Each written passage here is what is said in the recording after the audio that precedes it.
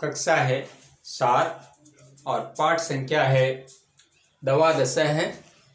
इन 12वां पाठ का नाम है विद्या धनम, यानी विद्या रूपी धन। विद्या रूपी जो धन है, इस पाठ में 4 श्लोक है।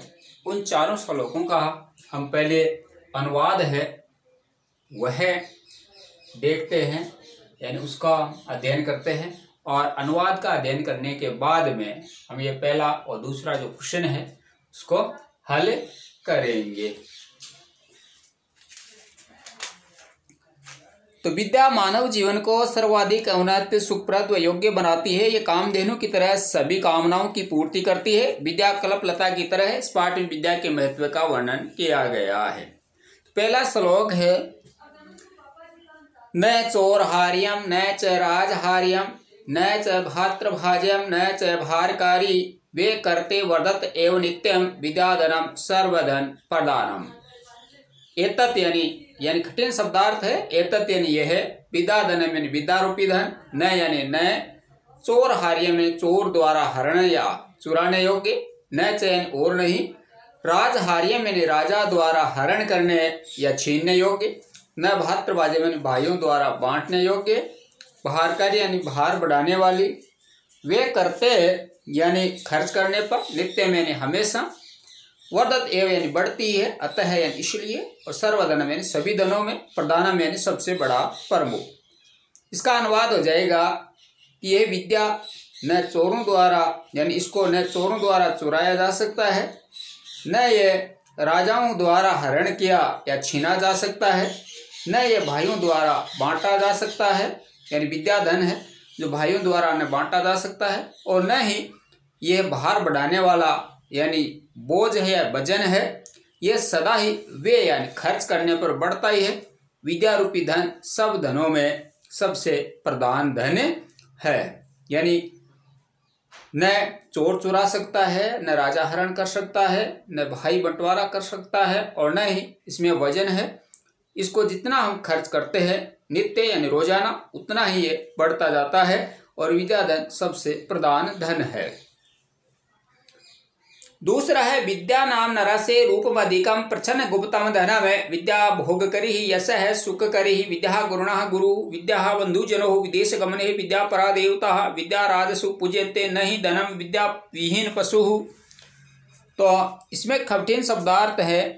वस्तुतः यानी वास्तव में नरस्य यानी मनुष्य का अदित्य के अधिक रूपम यानी अधिक रूप है, च यानी और, प्रच्छन्न यानी छुपा हुआ, गुप्त धनम यानी गुप्त धन, अस्ति यानी है, भोगकरी यानी भोग करने वाली, यश यानी कीर्ति, सुखकरी यानी सुख प्रदान करने वाली, विद्या गुरुणः गुरु विद्या गुरुओं की गुरु है, विदेश गमने यानी परदेश जाने पर, विद्या बंधुजन है विद्या भाई बंधु व मित्र है, भवती यानी होती है, परा देवता सबसे बड़ा देवता, राजस्व यानी राजाओं में, पूज्यते यानी पूजी जाती है, धनम यानी धन, न ही यानी नहीं, विद्याविहीन यानी विद्या रहित या अनपढ़, मनुष्य यानी मानव, पशु यानी पशु, और तुल्य यानी समान।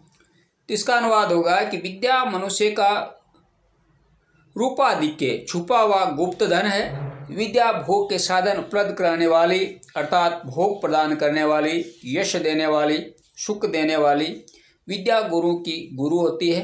विदेश में जाने पर विद्या मित्र के समान है। विद्या सब देवताओं में सबसे बड़ी है। राजाओं में विद्या को पूजा जाता है, न कि धन को। विद्या के बिना मनुष्य पशु के समान होता है। तीसरा है, केयुराणी न विभूषयन्ति पुरुषम हारा न चंद्रोज्ज्वलाः न स्नानम न विलेपनम न कुसुम नालंकर्ता मूर्धजा वाणिका समलंकरोति पुरुषम यासंस्कर्ता तार्यते क्षीण्यन्ते है किल भूषणानि सततम वाग्भूषणम भूषणम। तो इसके पुरुषम यानी मनुष्य, केयुराम यानी बाजूबंद, न यानी नहीं, विभूषयन्ति यानी सुशोभित करते हैं या शोभित करते हैं, चंद्रोज्ज्वलाः हारायण चंद्रमा के समान उज्ज्वल हार, न यानी नहीं, न स्नानम यानी स्नान नहीं, न विलेपनम यानी उपटन आदि विलेपन, न कुसुमम यानी सुगंधित फूल, न अलंकृतः मूर्धजः न अलंकृत सजे हुए बाल, या यानी जो संस्कृता यानी संस्कार युक्त, वाणी यानी बोली, धारित यानी धारण की जाती है, सा यानी वही, एका यानी अकेली, पुरुषम यानी मनुष्य को, समलंकरोति यानी भली भांति अलंकृत करती है, अखिल यानी सभी, भूषणान यानी आभूषण या अलंकार, क्षीणन्ते यानी क्षीण होते हैं, वाग्भूषण यानी वाणी रूपी आभूषण, एव यानी ही, वस्तुतः यानी वास्तव में, भूषण यानी आभूषण या अलंकार। तो हिंदी अनुवाद होगा, मनुष्य को बाजूबंद आदि गहने नहीं चंद्रमा के समान उज्ज्वल हार, न स्नान विलेपन, न फूलों से सुशोभित बाल शोभा देते हैं। जो संस्कार रूपी या संस्कारमयी वाणी धारण की गई हो वही मनुष्य को सुशोभित करती है। मनुष्य के सभी आभूषण क्षण नष्ट हो जाते हैं, मात्र वाणी रूपी आभूषण ही सच्चा आभूषण है। चौथा है, विद्या नाम नरस्य कीर्तिर्तुल्यः भाग्यक्षयेः शास्त्रीयेः धेनुः कामदूतः रतिश्चैः वीर्येः नेत्रं तृतीये च सा सत्कार्ययत्नं कुलस्य महिमः रत्नोर्विनः भूषणं तस्मान्नदनीयमुपेक्षेः सर्वं विषय विशेषाधिकारं कुरुः।